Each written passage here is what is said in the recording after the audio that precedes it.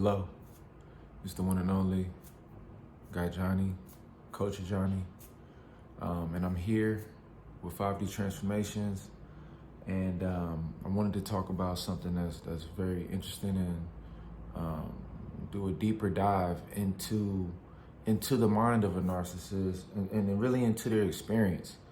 And I will hope that with this one, I talk a lot about the things that they do, but this one is a little bit deeper because I want us to understand where the narcissist is coming from. Because we got to realize that it isn't like the narcissist is on their high horse living this perfect fairy tale situation and they're just crapping on everybody,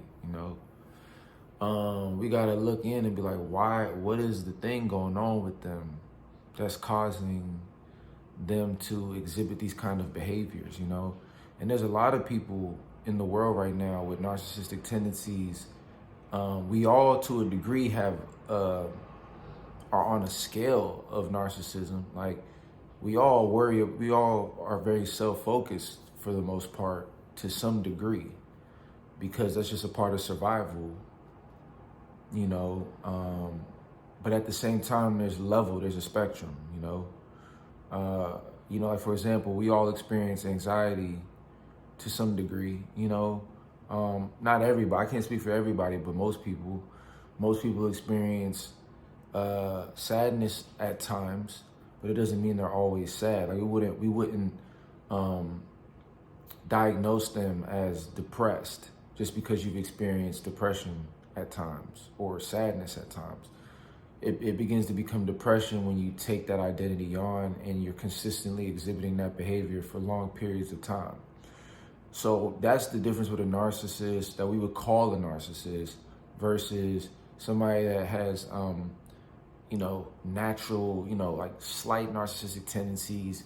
And then there's a range of people who have, kind of like your minimal base level worry of self. And, a lot of people naturally have their own thoughts that they kind of prioritize over other people's thoughts. I mean, I study psychology and MBTI, as you know, on my channel. I have MBTI videos, which is a psychology tool to understand yourself and people. And you learn through that, for example, if you have introverted thinking, you naturally think in a way where if people are giving you information, you direct it in a way where, like, it has to fit what you already think. And I'm sure some of you who watch me, might be able to notice that, like, there's a lot of people who very much believe what they think, and it's hard for them to think outside of what they already think, so that's a natural thing. But when we look at the narcissist, we begin to see characteristics that are, they're a little bit out of touch. So let's deep dive. So within the narcissist is an inner child.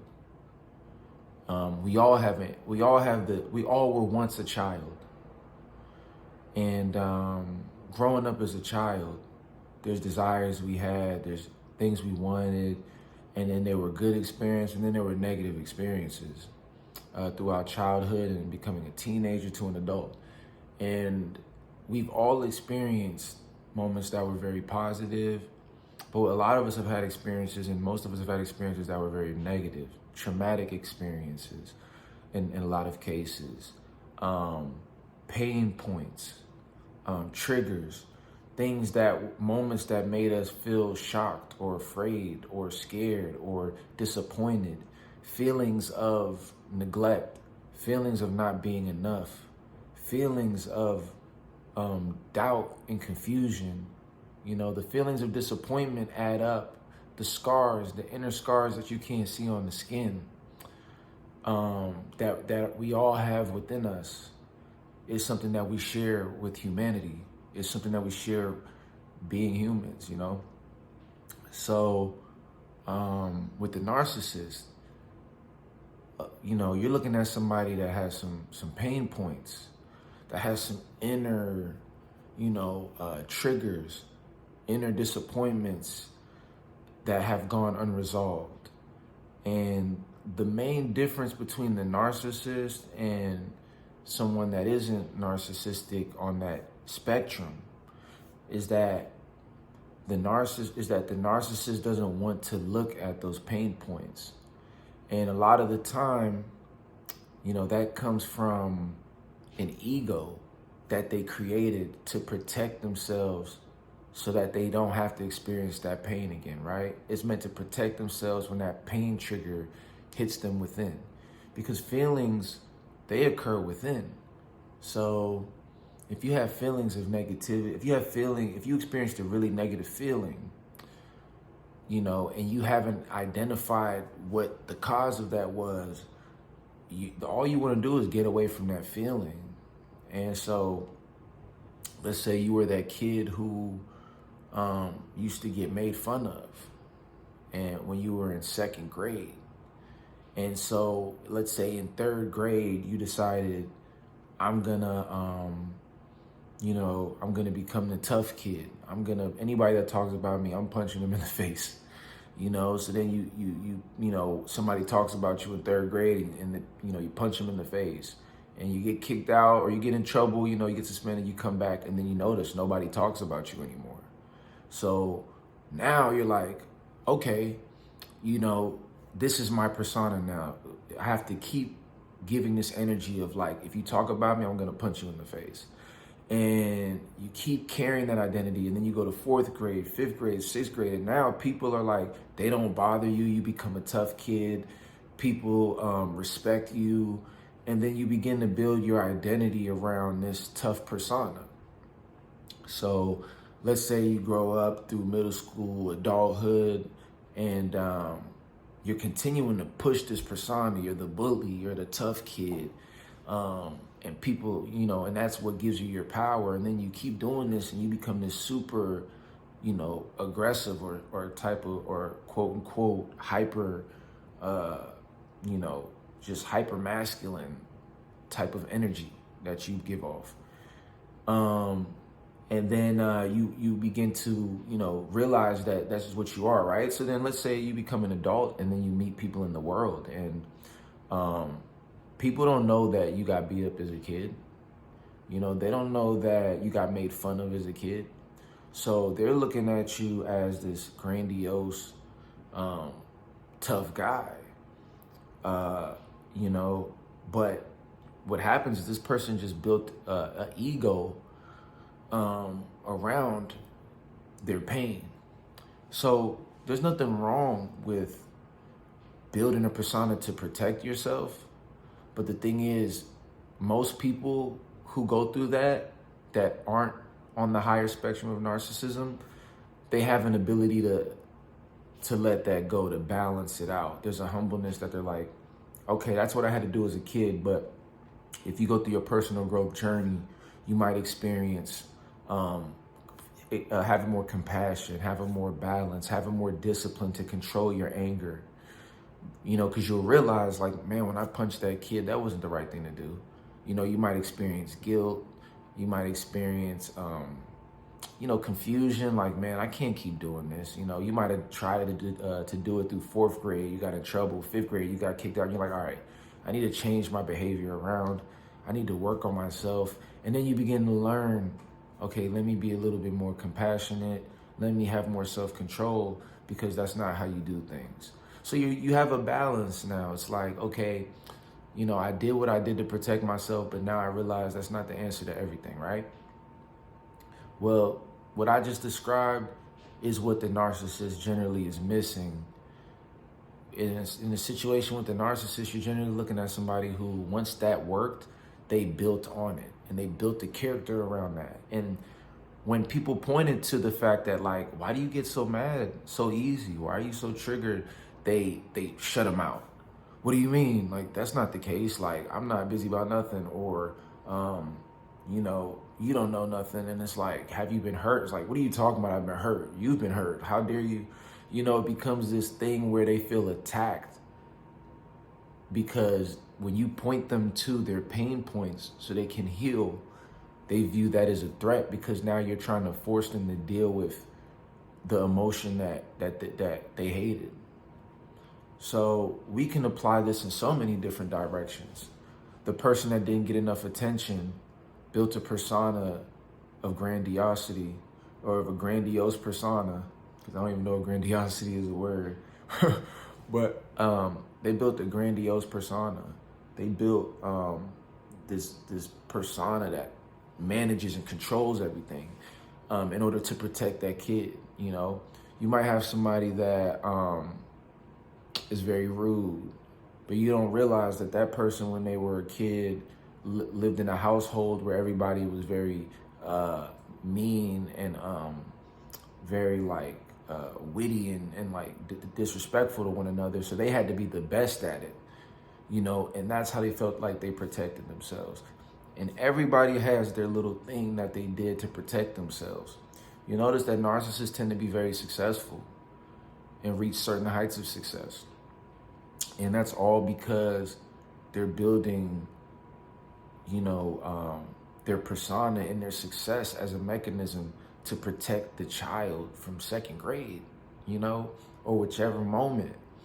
And so they have kids and they have families, and then, you know, like let's say I do a video on narcissistic parents, and you're like, why is my mother or my father always, you know, like this and like that? But you weren't there before they had you, you know, like, so and they'll never really open up generally and tell you about the things they went through. They bury those things, and they just give you the best version of how they want to be seen. And you yearn to experience the real person, but you can't, because they don't want to touch that wound. They don't want to look at it. So they keep going through life having different experiences of disappointment and pain, but they never look back and they never look within to identify the core root. And they project a lot of their disappointments onto you. Like the kid, they might have experienced neglect as a kid. They have a child that's starting to have their own identity and really, let's say they're moving in a different direction than what the narcissistic parent wants them to move in.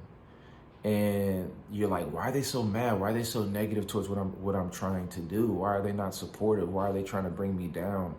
And you don't realize that you're triggering the feelings of neglect in them that they felt when they was in second or third grade.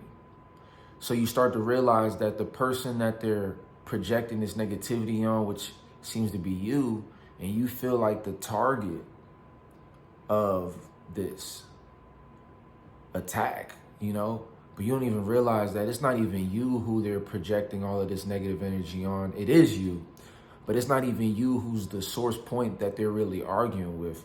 They're really taking the pain from the person that hurt them in second grade, and they're projecting that onto you as their child. So it's like they're not even really dealing with you. You're just like the person that when they feel that feeling, they are ready to attack. And they think you're the reason that they feel so negative. And that's why you're like, why are they giving me this? It's always my fault. Why am I getting? And the thing that's really happening is they're projecting onto you their traumas. And because they haven't identified the core of it, all they can do is project it onto you. So when you enter into a relationship, or if you're in a family dynamic, or if you're in a work dynamic with a narcissistic person, and they see you as somebody who they want to target, the reason why you can't get away from it is because it's deeper than just work or school or family. Like, they are looking at it like by breaking you down, they're breaking down all the people that got in their way. And they begin to build this success and this control and this power without even realizing that it's coming from a place of pain and fear. It's not coming from a place of love. And a lot of us can learn from that in terms of what the drivers of our success might have been. You know, the person that was made fun of the most might end up being the toughest person, or the person that was the most considered the stupid kid might become the most, might have all the degrees. You know, we're always trying to compensate for the things that we've been insecure or felt unworthy of. But the most powerful thing you can do is to take care of those inner wounds, you know? So like when I do life coaching, I always utilize a bit of like therapeutic practices, even though life coaching is a bit different, because with life coaching, you can provide more insight and direction, whereas with therapy, which therapy is absolutely amazing for people, like I would recommend, because therapy is for these type of things. But you'll generally notice, like with a lot of people with narcissistic tendencies, they don't want to do therapy because they don't want to tap into that. So, you know, when you're dealing with them, you know, we're going to go into the depth of different aspects of it so you can identify, you can stay away from those kind of negative influences and things of that nature. But at the same time, we want to hold a space of compassion, because we don't want to hate the narcissist. Only, not even only, but a big reason why you don't want to hate the narcissist is because if you hate them, you become like, does that make you any better now? It's like the Matrix movie, and like it's like Mr. Smith, and when they, you know, I don't know if y'all seen the Matrix. If you haven't, with Mr. Smith, like this part where he just, you know, putting his hand through people and they turn into him, you know, and they take on his negative energy, and he's just doing that to the whole world throughout the movie, and it's like, and then they become him, and when we see the world that we're in today, we're all carrying pain points to a degree. And we all have to be mindful of our pain points, because if we give into what the narcissist is trying to have us give into, we become no better than them, you know, and then they bring us down, and then we just become another version of them. And then we carry our pain and anger and project that out, right? So, you know, I'm going to do another video just talking about how to not be a victim of that, to not, and that's why no contact is so powerful, because you don't want to argue with this person, because the more you argue with them, you become just as bitter as them. You become just as defensive as they are. And the more space that you give yourself, you free yourself from becoming a victim to that energy, and you distance yourself from becoming another version of what they are, because they want you to mirror them. That's why you'll end up in the arguments and things like that. Because the more you mirror them and the more that you battle them, the more you strengthen the frame and idea that they had about you in the first place, which is, this person's out to get me, this person isn't for me, this person doesn't love me, like this person's gonna leave me hanging. And, you know, and you don't want to feed into that, you know. When you create space, you force them to have to deal with themselves. And then when the time is right and they feel as though they're willing to bring their best selves, you know, if you want to continue that later on, and they are willing to apologize and communicate, then you can do that, you know. But always keep your heart open, because I'm a spiritual teacher as well, and you know, we don't want to hold on to these negative burdens and carry them on in our lives, because it's not good for us. It's not healthy for us. It's not healthy in this life. It's not healthy in any future endeavors that might potentially exist after this life. You know, if you do believe in anything after this life, if you don't want to at least carry it with you in your one life. You want to be happy. You want to be free. So that's my message to you. So please, you know, continue to work on yourself and continue to hold that space in your heart of love. If you're an empath, I know they've done some things that really made it tough, but I promise, you know, if you keep that space open, you'll be much happier with yourself, because a lot of the time, the narcissist might be somebody you still care about.